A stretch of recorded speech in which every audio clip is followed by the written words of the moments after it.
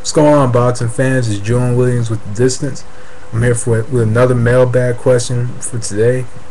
One of my subscribers sent me this question. This might take me a couple videos to answer this question because I just have a lot to say on this subject here and so little time. So it might take me 2 videos. It might just take me one video or whatever to get all my facts down and stuff. But I encourage anybody to send me a mailbag question and I'll answer it on video. Mailbag, fantasy matchup, whatever, I'll answer it. But anyway, this question was, who should Bernard Hopkins face next?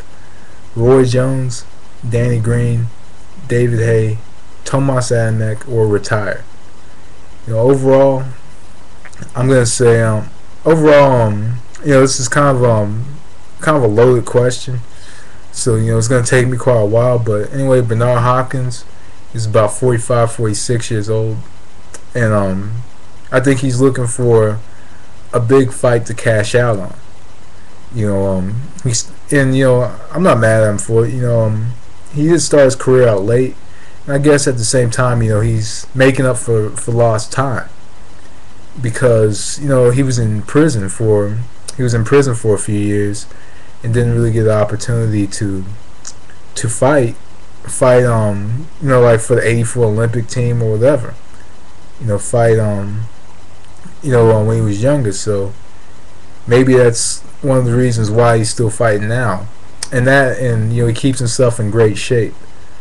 But personally, I did think that he should have retired after the Kelly Pavlik fight.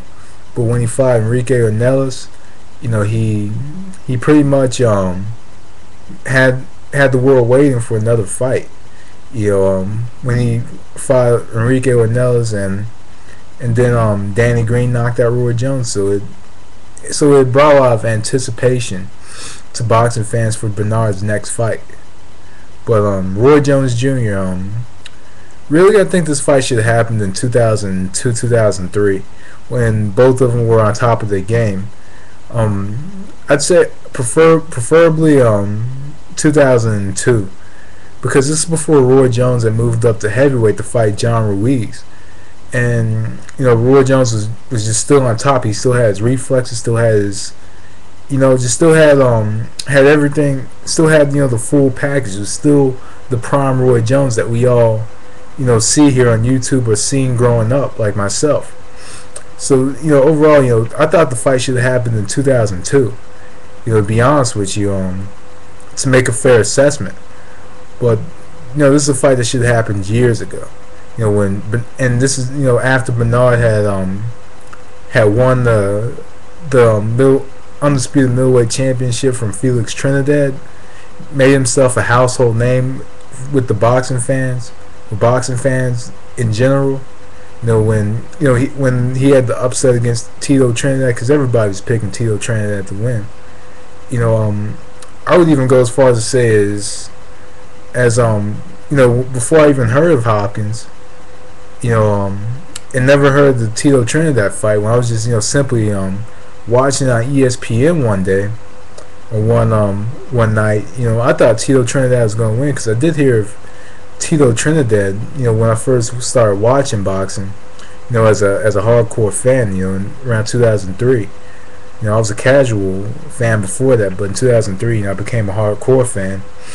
And when I saw the replay, it was either on ESPN or HBO, kind of hyping up a Hopkins fight. I think it was hyping up his fight with William Joppy or something like that, and they aired the Trinidad fight. I thought Trinidad was going to win the fight, and this is in 2003. I hadn't even watched the fight yet.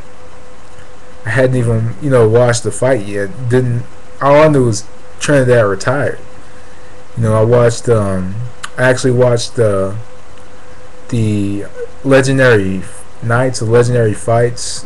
As some of you guys may remember from HBO, I watched that, and I saw how good Tito Trinidad was, and Tito Trinidad grew to become one of my favorite fighters.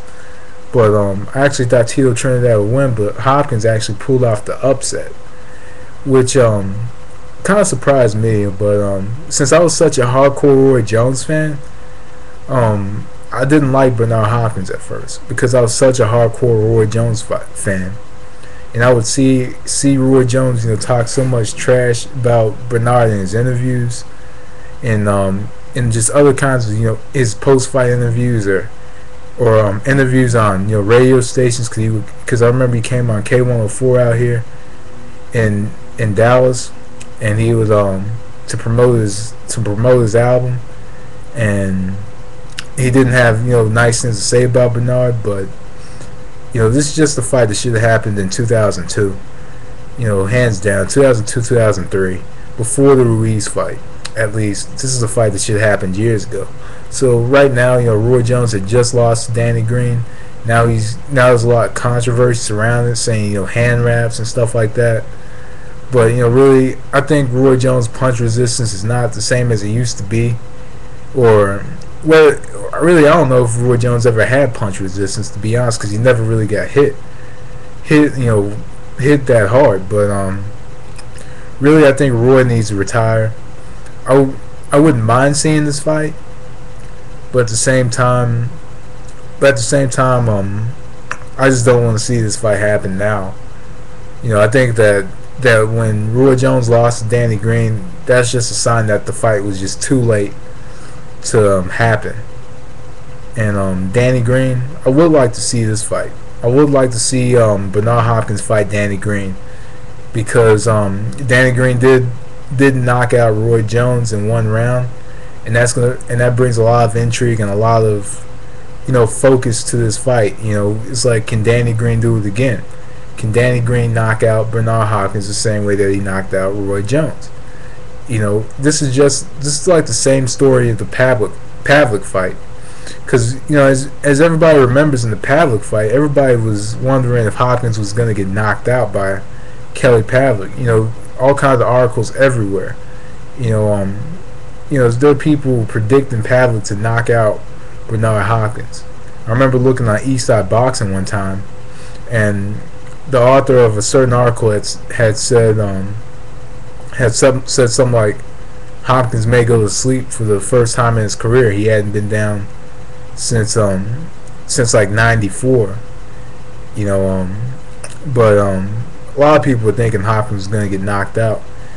And personally, he was the underdog in this fight, and this is another fight where you really don't know if Hopkins is the underdog or the favorite. It's just both sides are even as far as everything goes. Looking at the fight, because Hopkins doesn't really knock out opponents anymore. I really don't think he hasn't had a knockout since 2004. He's not. He fights. He fights very patiently and stuff like that. And Danny Green comes forward and he hits and throws a lot of shots, and he hits hard. And we saw in the Ornelas fight that Hopkins did have some trouble, staying on his toes like he used to, and just makes it an overall different fight. If the fight, say the fight would have happened about last year, it'd be different. But Hopkins has been out for a year, and I guess this was a tune-up fight, but to kind of get him prepared for a fight with Roy Jones, and the fight not happening now, more than likely not happening now. It could happen still. Danny Green, this fight is very intriguing, just because he knocked out Roy Jones in one round. And even though this is a Roy Jones who's a shadow of his former self, he did knock him out in one round. And I think that since Hopkins and Jones had an agreement that if they won their fights, then they would face each other like in March, I think that Hopkins needs to agree to fight Danny Green. Since Danny Green knocked out the man that he wanted to fight. It doesn't generate. It might not generate the American U.S. attention that a Jones Hopkins would, but it attracts more worldwide, global attention. Because it's a matchup with two men from across the pond.